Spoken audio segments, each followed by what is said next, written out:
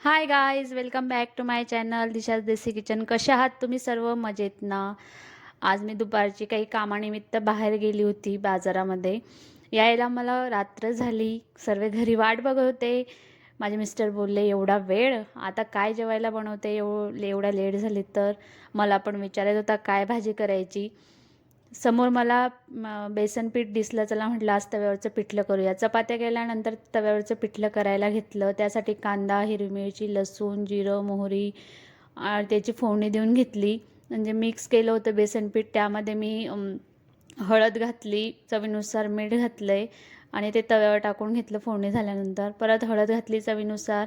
हे खायला खूप छान लागतं आणि त्यामध्ये पण गरमागरम असलं तर वाव, एक पोळी खायच्याऐवजी दोन पोळी खाल. खूप यम्मी झालं आहे जेवण. फार मस्त झालं होतं गरमागरम. या खायला. माझ्या चॅनलला नवीन असाल तर लाईक करा, शेअर करा, सबस्क्राईब करा.